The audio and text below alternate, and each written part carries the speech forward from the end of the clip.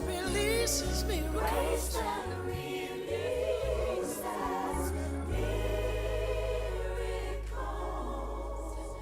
Hallelujah.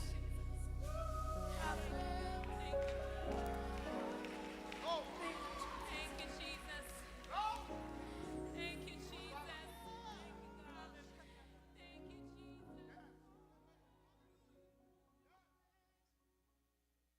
It's a new season,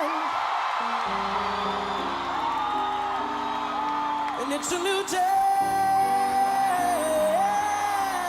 Say, fresh anointing is flowing by. It's a season of power, season of and prosperity. It's a new season, it's a new season coming to me.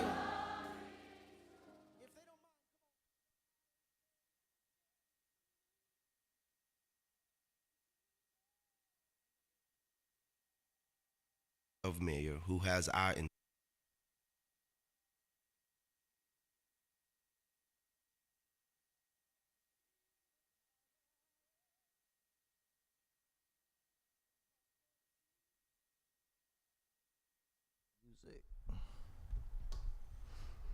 Good morning, good morning. This is Thursday, 9 a.m., and this is People Power with Priscilla. We are the people, and we have the power. And I don't think some of us exercised our power on Tuesday, but I have a guest coming in. He's not a stranger to you guys, everybody. But yeah, it's 9/11 also. I know a lot of us remember 9/11, that tragic day when the Twin Towers went down in New York and people died. They collapsed. And so here we are, 2025. Wow, time does fly. So I have my favorite engineer with me this morning. He has all these new gadgets in front of him. I know he's really got it going on. Good morning, Pastor. Good afternoon. Good afternoon. So, here he comes now. Mm-hmm. So, how when you spoke to your guest, Mm-hmm. how close to the studio was He was pulling up. You know, he comes from a distance, you know. That's true. And the should have school. slept here in the studio last night. Oh, he was here last night. You know, he should have slept here. Oh. Last night. Maybe. Yeah. But he made it. Good morning. Good morning. This is the hot seat. Yeah. How are you? The hot seat. You used to be in control of that. You know? Yeah, I know. I should have switched. I should have let him No. been the host. I'm good. How are you, Larry? Good. The traffic in Boston. What do you think? It's school time. It's construction time. It's traffic's horrible. Well, I know nobody going to school according to what I'm here.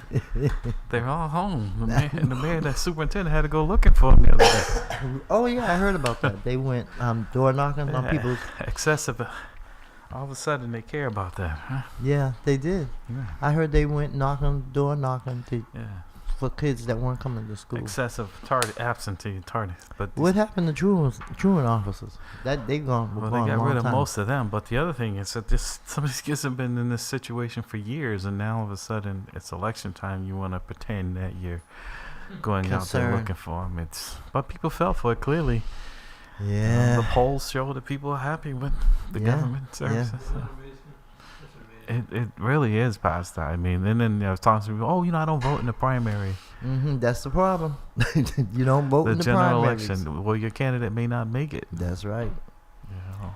Yeah. It was well, yeah. It was ugly to say. 71% versus 23%. Yeah. Yeah. I still say that Kraft just didn't have the right people.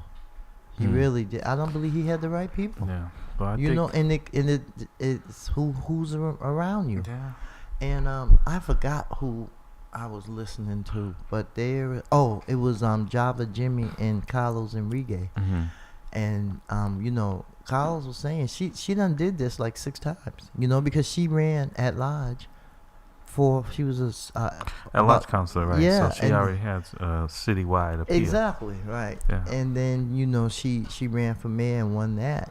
So she she got her playbook and she's using it. So we will see. I know it's gonna.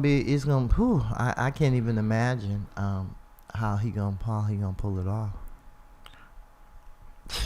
I don't know. I mean, it would take a miracle. But I believe in miracles. but I do too. But I think this is just it's more people complaining even the day after about how unhappy they are about the situation, about city services and whatnot, and yet clearly the numbers don't reflect their unhappiness. Right. Because if they were, it's the opportunity to make those and affect those changes, and that's not what happened. So, No.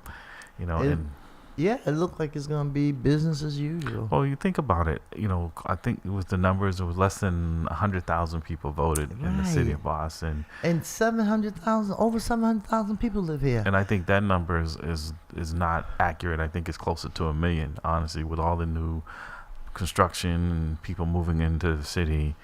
I think it's closer to that, and probably. And you don't see that number reflected. And then you look at it like District 7, you had 11 people running in that spot. And the winner won. There was a difference between the top 2 candidates of 52 votes.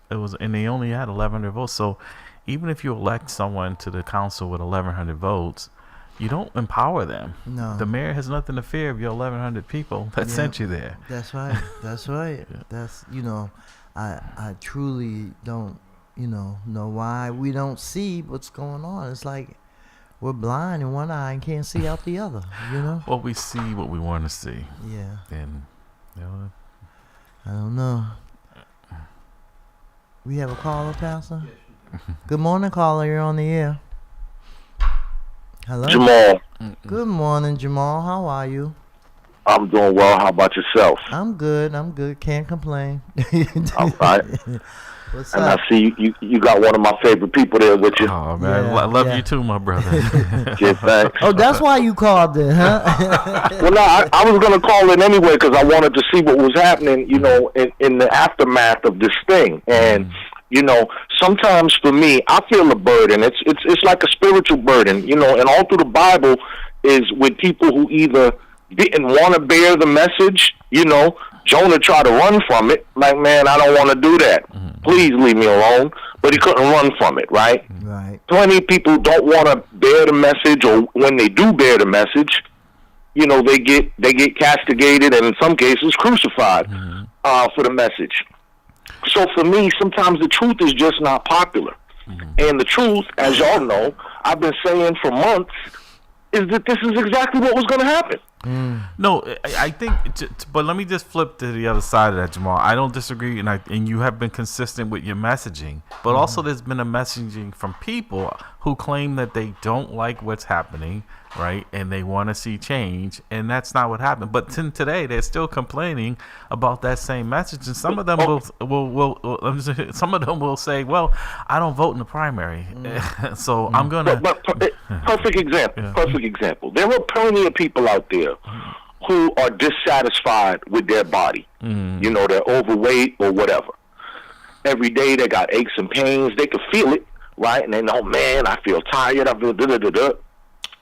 But every day we'll complain about it, think about it, but we'll never do that first push-up or jumping jack. Okay? Unless an emergency comes and forces them to. So we have a bunch of people who are dissatisfied with all sorts of aspects of their lives, but will not necessarily do the thing to change it. Why? Because that thing requires hard work. Yeah. So, for instance, here in Boston, we talk about the black vote, which I've said for a long time is a myth. Yeah, it is. So we talk about the black vote, and it's like the people who run around and say, man, I'll beat you up. They don't know how to fight. So we bark a lot, but we are unwilling to do the work that would actually make us formidable. We don't organize. We don't build our coalitions.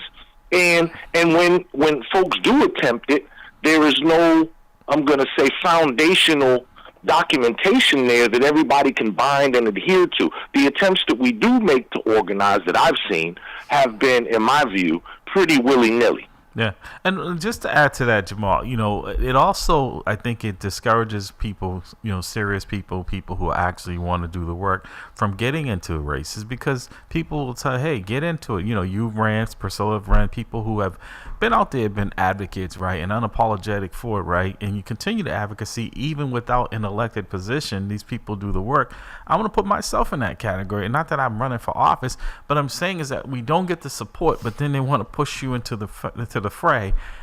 I don't see why anyone would want to, after looking at this, and say, why bother? If I have an opposing opinion, clearly the city council is being stacked, and that is as well to just for the mayor. And I don't blame the mayor for that, because no one wants opposition, right? So if she can get people in there who are like mine, I was looking at some of the statistics, and that was shocking. Like Ben Weber, who I know has been an advocate for us, 86% of the time, he's the leading that supports the mayor's, what's coming out of the mayor's office. Now, I don't know what these issues are, but that's a very high number. Mahir is down at the lower end of it, but clearly she's looking for people who are aligned with her policy. That's politics, right? And shame on us for not having a check and balance, right? I'm listening on my way in. I don't know if you heard it, Jamal, because it's just troubling for me that the school committee is now considering reassessing how people get into the exam schools, taking away if you're coming from a school that's not performing. Well, that's most of the schools that our kids are in. Right. So the only opportunity sometimes for them to have is to be able to get into an exam school to help them push up their grades. That's going by the wayside. This is why people wanted an elected school committee. But Jamal, I want to get your take too on District 7, right? District 7, those numbers were abysmal. For that number of people running, I think the total vote count was 8,000, and they're close to 60, 70,000 people in that area. Pitiful. Yeah, so I mean, District 7 has always had, bad abysmal. turnout. Yes. Right. So I know when I ran, and this is kind of one of the lessons I'll tie this into what we were just talking about. What I learned about politics when I ran is when they say, may the best man win. Well, the best man doesn't always win. In fact, does not often win.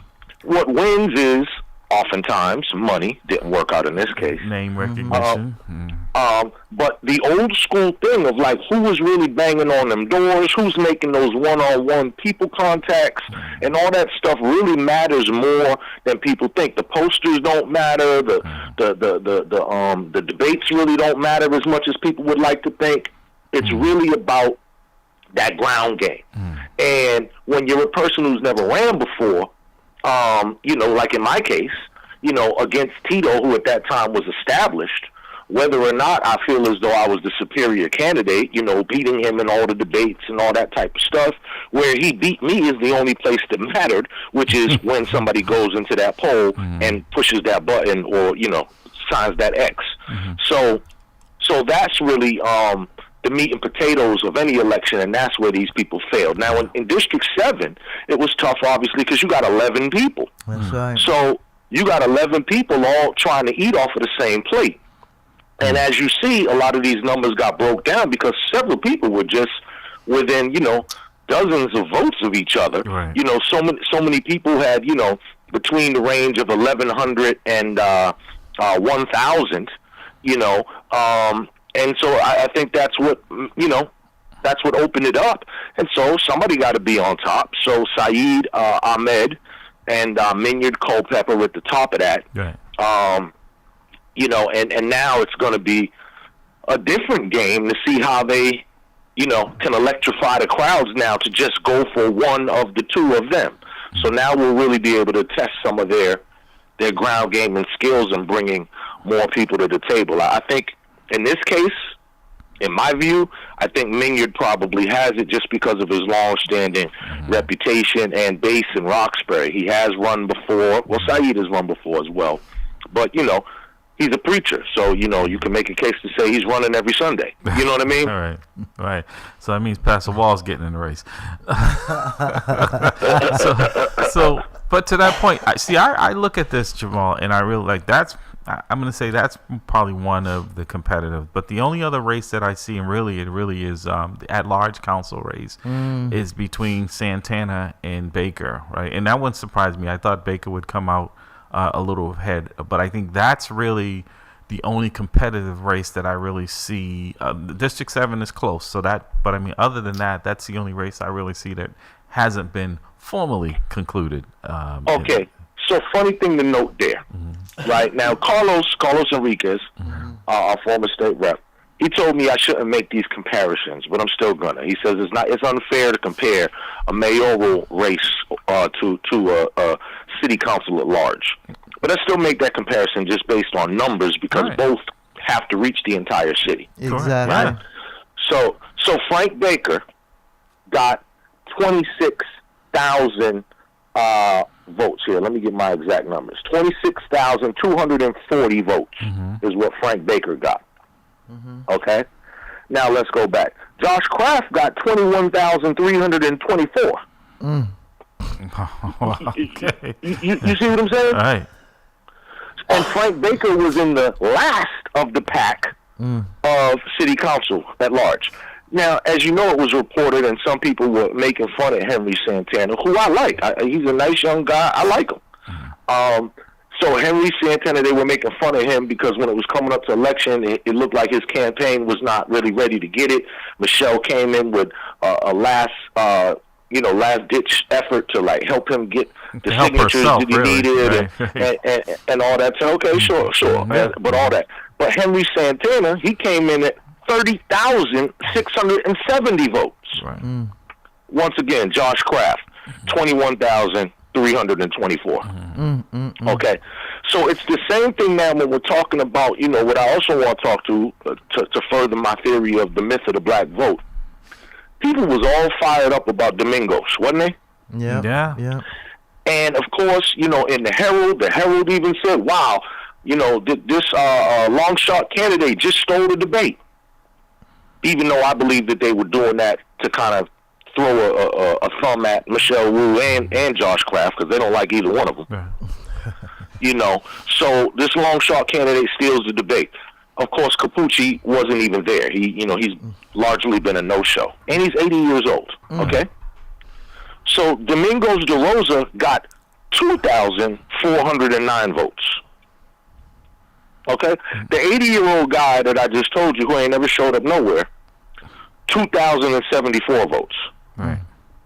Okay, so with all this rah-rah that the black and the Latino and the Cape Verdean community did, talking about we got to support this and we got to support that, with some very loud voices behind saying what they got to do for Domingos and all this, and he's the only black candidate and all this, and 2,409 votes. But I think, Jamal, that goes to what I'm saying is that people will push you into the arena. Yep, and then you take all the punches, right? And set you up thinking that they're coming out for you, right? And they're not. And they're right, because I think Domingo did better when he ran at large. His numbers were better than they were in this time around, because there was a lot of buzz, in certain neighborhoods for him. I thought he would do better than the numbers reflected. And that's what I'm saying. So let's just put it in perspective. The second, district that has the least turnout is another black district. Surprise, surprise.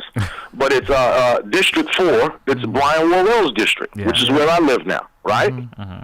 So of the district city councilors, he got the lowest amount of votes, just based on turnout, right?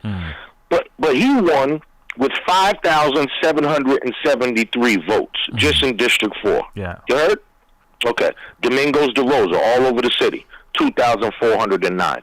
So I just say that to this, in my view, we really have to stop with the foolishness, and we have to have realistic conversations with people. We laugh at Roy Owens and Althea and all this type of stuff. But no one is telling some of these people who may be even younger what is and what is not realistic. Right. Okay? So if I tell y'all I need the church's support and Mamlio's support because I'm going to become the new forward on the Celtics, Is one of y'all gonna tell me, Jamal, you're crazy, or no? Yeah. That's after I call your psychiatrist. But, Right. but here's the other thing, Jamal. Help me and people listening to understand, Priscilla, you may know, so have some inside knowledge of Pastor. Just what Jamal said, those same people who voted for, let's see, that 5,000, those at-large candidates were on the ballot as well. So it's interesting how, if they're voting, why wouldn't those numbers reflect similar? Because even though it's it's a district race, but those other people are getting votes from that community as well. Are those numbers the same, or like, is it just those 5,000 people that voted for the at-large candidates in that neighborhood? Or, why is there such a big discrepancy in the numbers? Some people very much, some people bullet vote. Right. You know what I mean? That's true. So, so let's say if Domingos is my buddy, but I don't care about nobody else, I might just go and just vote for Domingos and not even answer none of them other questions. Or in the city council at large, you get 4 choices, but you might not have to use them. Maybe you're like, okay, I like this one and like that one, so you use 2, and then you don't use the other 2. You leave it blank. Yeah. I know some people this year, because they didn't like either of the mayoral candidates, they left that blank. So, it's a wide variety. You never know what people do when they go behind that curtain. You know what I mean? Right. That's right. No. So where do we go from here? Like you said, I'm on board. I believe, like I said, there is no black vote out there, and I think it really sets them up to be ignored even more, because when you look at this and you say, if I'm a candidate, I think Josh Kraft took a bet of planting his headquarters in Nubian Square, really focusing on trying to get the people to get energized who've been left out of the conversation. But they've pretty much taken themselves out of the conversation. And a lot of the issues that are pressing in the city are impacting us the most: housing, education, healthcare, mass and caste, right? I've seen no improvements on those, but people are saying we're okay with dysfunction. We're okay with the needle not really moving. And I don't say that there's one person that can fix that, but from what I've seen in this administration, there isn't a lot of people that they put in place that were even targeting those things. And these are the people that are going to continue to be, people talk about calling like 311 and ignore it. They don't get a call back. They send the letters in there down at the mayor's office, and they're totally ignored.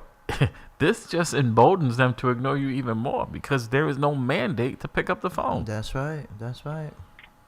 Yeah, I'm curious to see right now, too, and a lot of people have been writing about it, the Herald, the Globe. Now, the question is, does Josh fold up the tent? I know he said we're going to keep fighting, but, another, 2 weeks to a month from now, he might say, you know what, it's just why am I throwing good money after bad? And let me just get out and focus on something else. So that's my question. Is this campaign even going to endure? Is he going to tap out?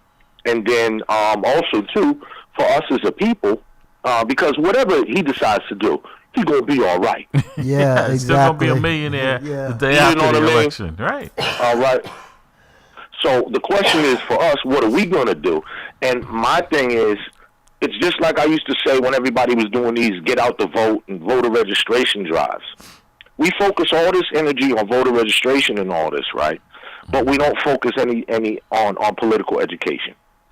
So now I think that now is the time for us as the voters, as the community, to regroup and stop talking so much, and regroup and really organize so that we can have a base, so that we can have a black agenda, so that we can have a criteria, so that we can have an ability to vet candidates and also to produce candidates who we think can work with our ideals.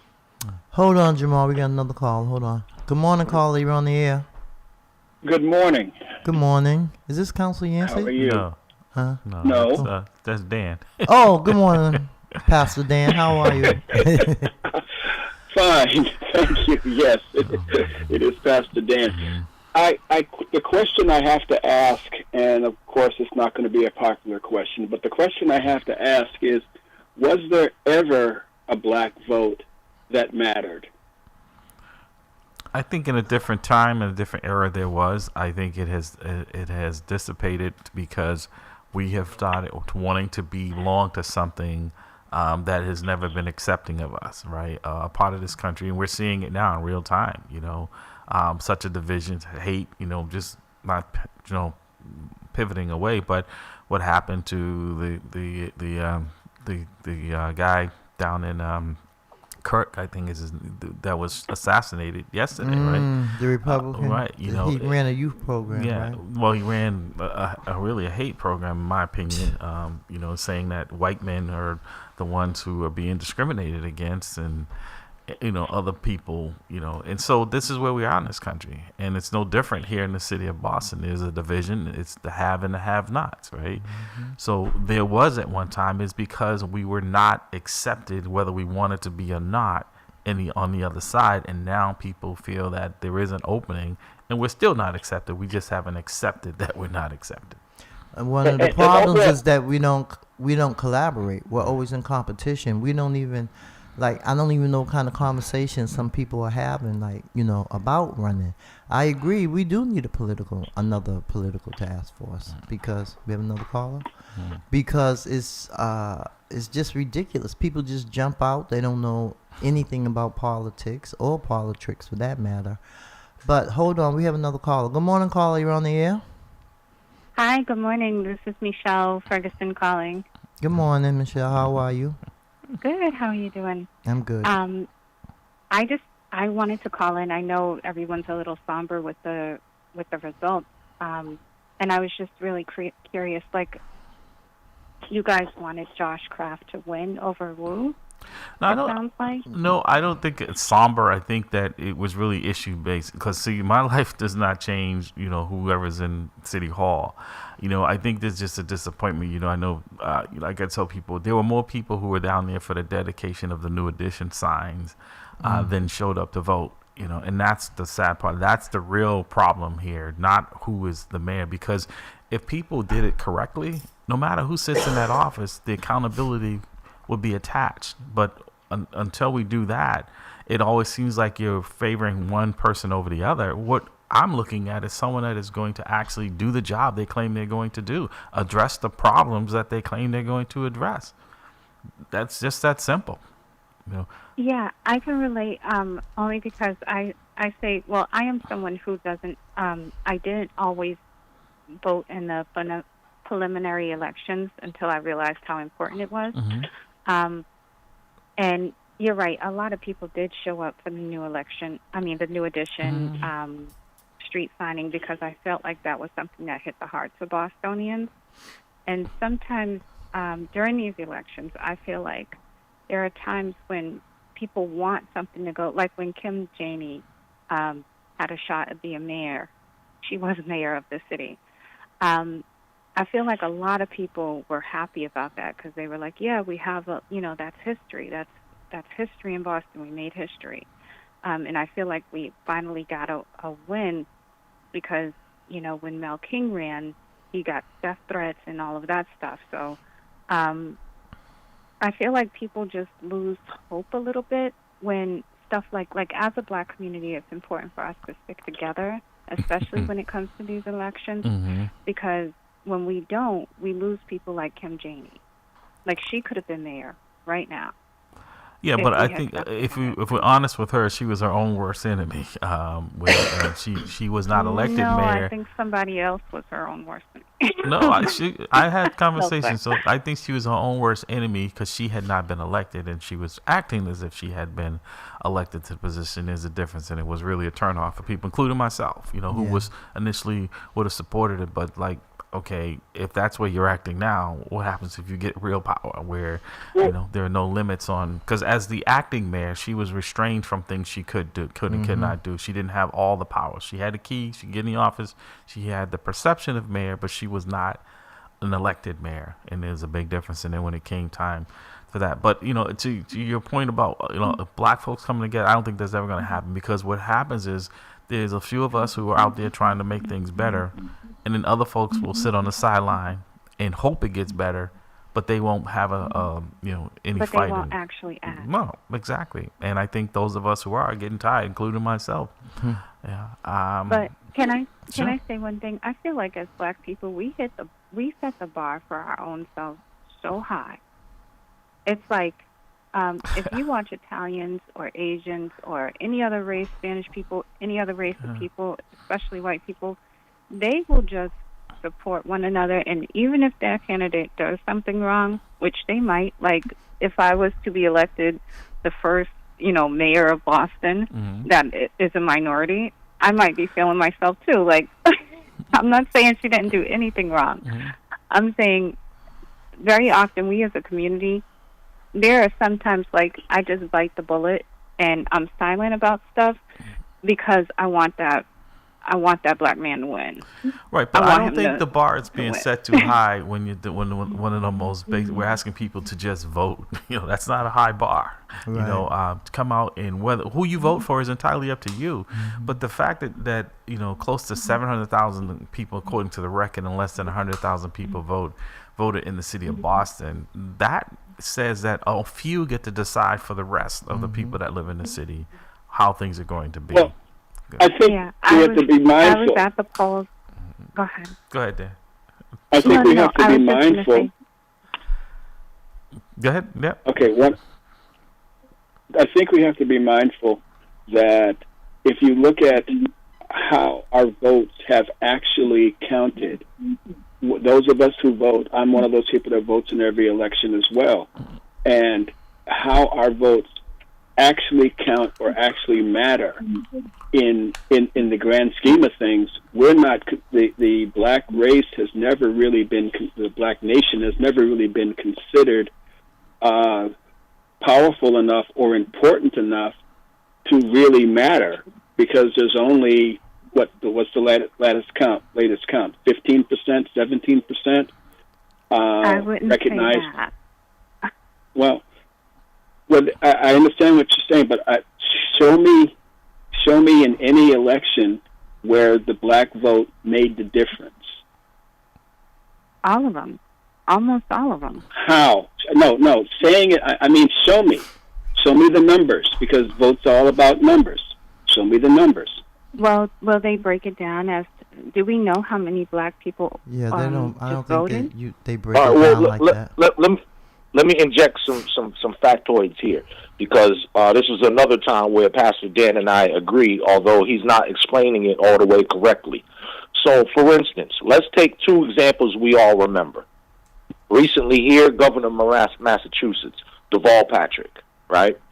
President of the United States, Barack Obama, right? Uh-huh.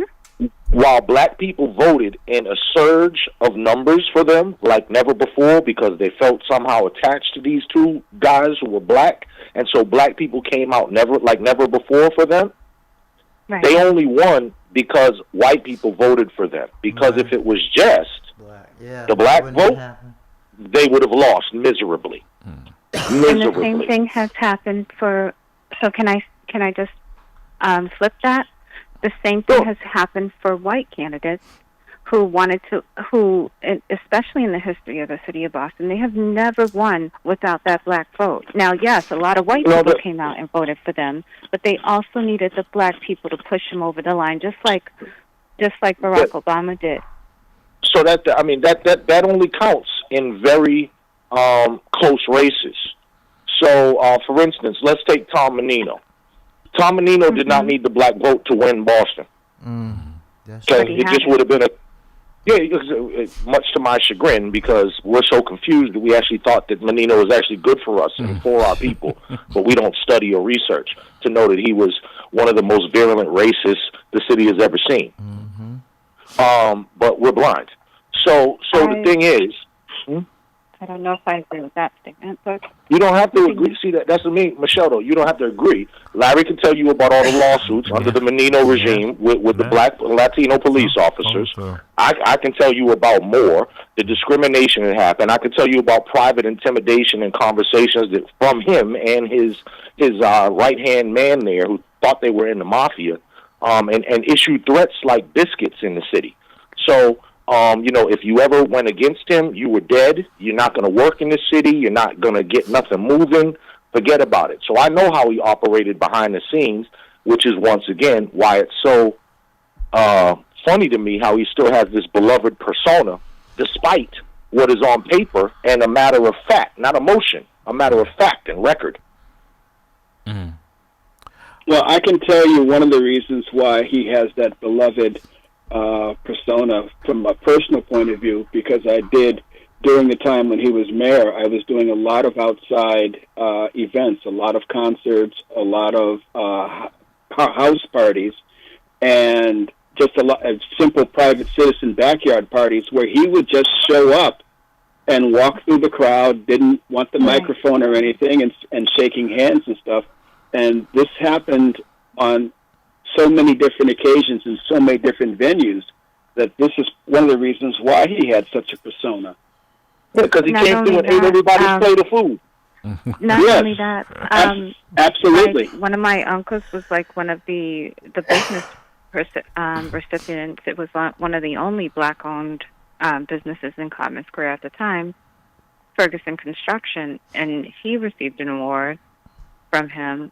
So, I mean, I'm not saying what you just said is not true, but I'm just saying one of the reasons why I used to always see him out in the community. No, Menino only he was a city councilor, and he just happened to be in the right place, being the president of the council at the time. He fell into that, and that was his dream of being the mayor, and he had never wanted to do anything else. So that was his primary focus. Unlike someone like Marty Walsh, he stayed for a short period of time.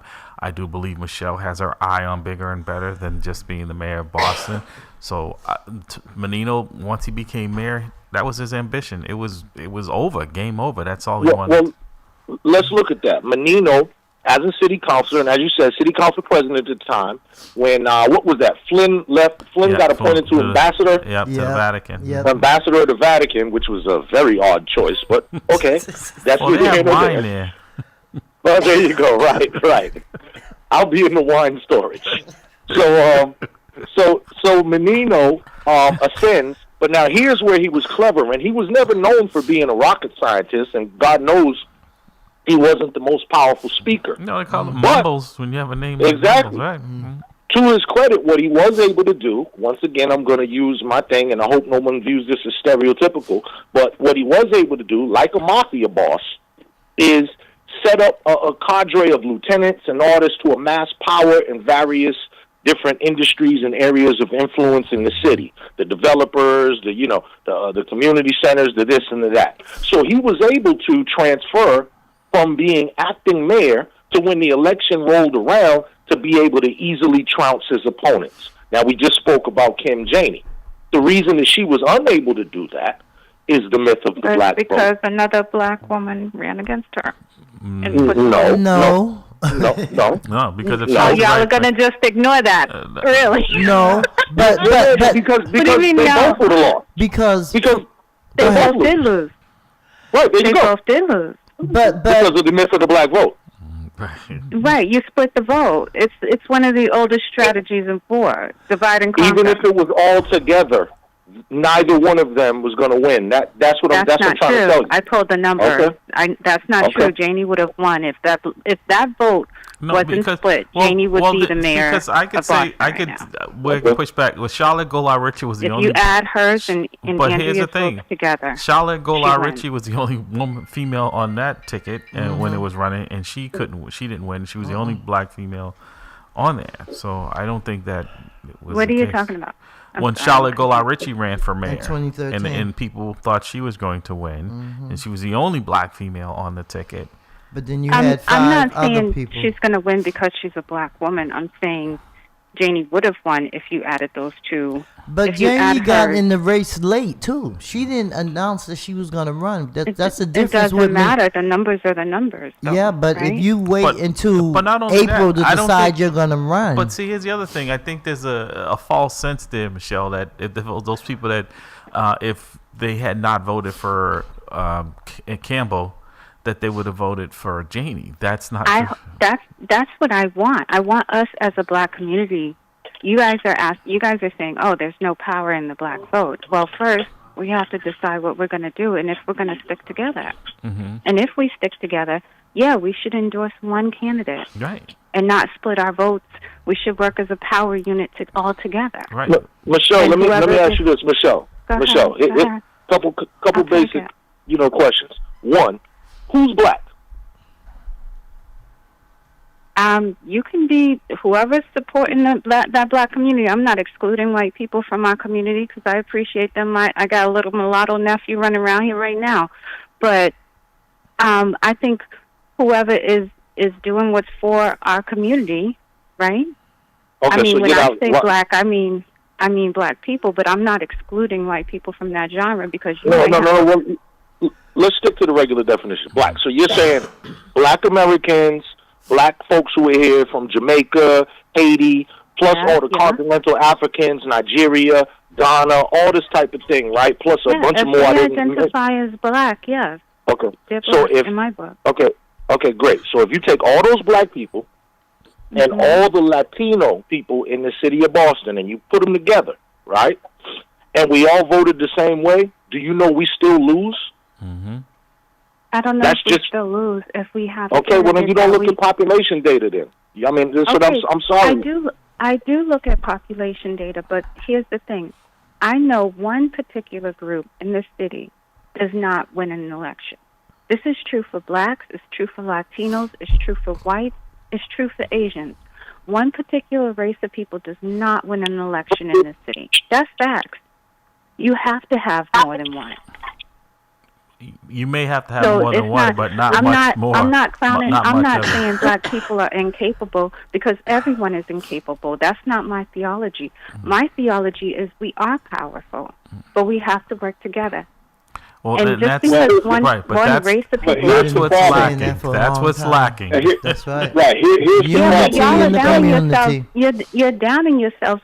You're saying we're not able to do this. Nobody's able to do this. Not in That's true. Boston.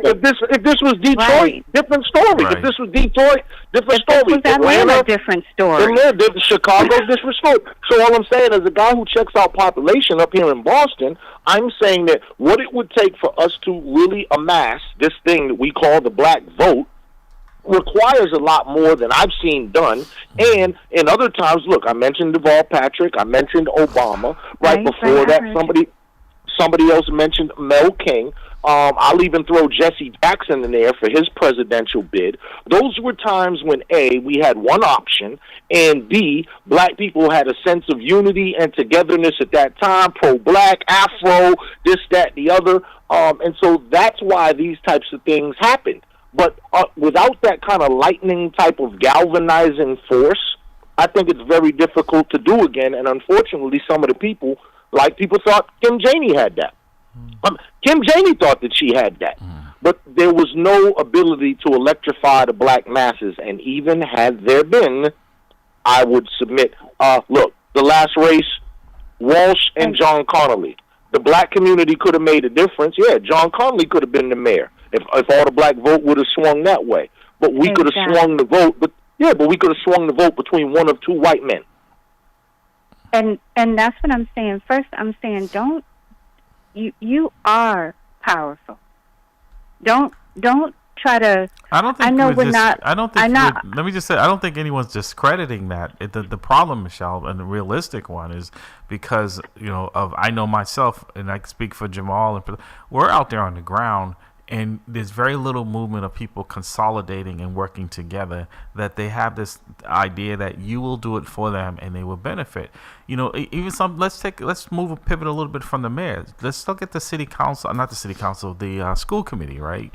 The people of Boston voted to have an elected school committee. Yeah, they that has ignored not it. been implemented, right? So something as simple as even when they voted says, why aren't we getting what we voted for, right? And that should have been a conversation for anyone who's running for mayor, that a firm commitment that what we already voted for will be implemented. Will be applied, right? We I allow agree with people- you. We definitely. So go ahead. I'm saying sorry. so that's the biggest problem with us is that we tend to want other people to take the hits, and if it's successful, like that I was saying, right? Victory has 100 fathers and defeat is an orphan, right? Yes. Well, let me step in here for a minute, because I think one of the things I think it's Michelle that said that I challenged is she's saying every it sounds to me like every person of color falls into the category of black. Well, that's just flat out not true. In every, especially in Boston, the black community. Where is the black community? Who are the black entrepreneurs? What are the American black-owned stores? Where is their buying? Where's the economic coming from American black?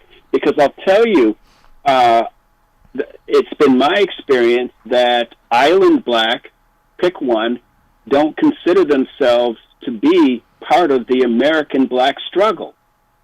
And certainly the Hispanic community doesn't see itself as part of the black struggle. So I'm not sure where you're seeing all this. Just so you know, I'm half West Indian. So I'm definitely black. So Michelle, let me ask you this question, because I know Priscilla's show. We've taken over. That's okay. I never said she's taking the day off. black. So let me ask you, Michelle. We're putting you in charge, right? We're putting you in. Hear me out before you say I don't want the job. We're putting you in charge of bringing folks together. Where do you start? I think you start with a listening session.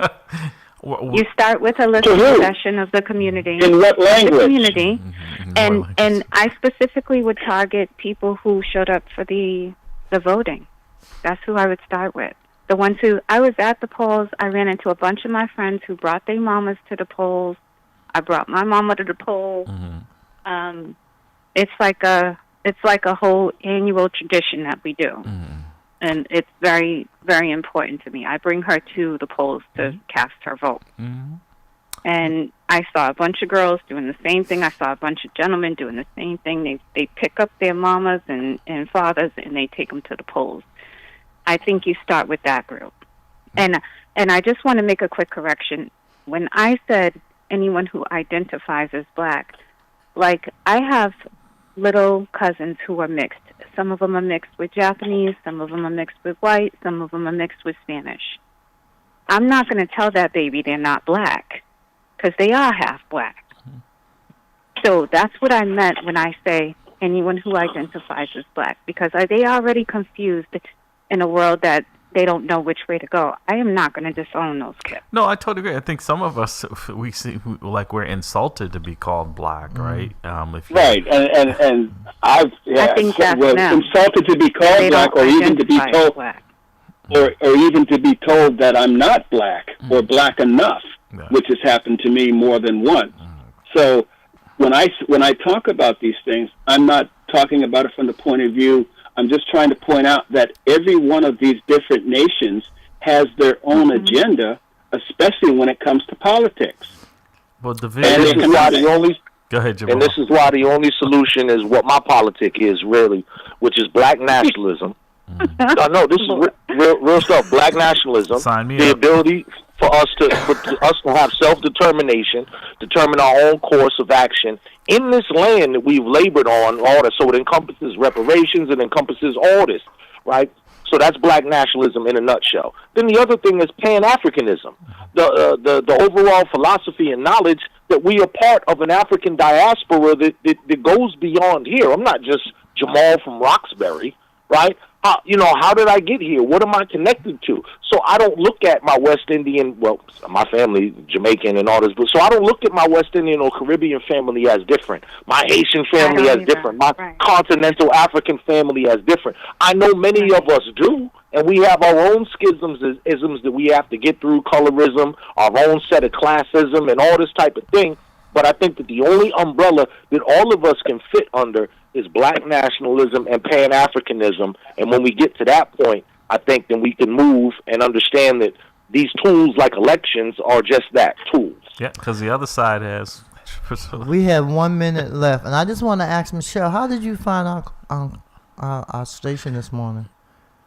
Oh, I went online and got the website. Okay. Well, thanks for calling. She be following me, Priscilla.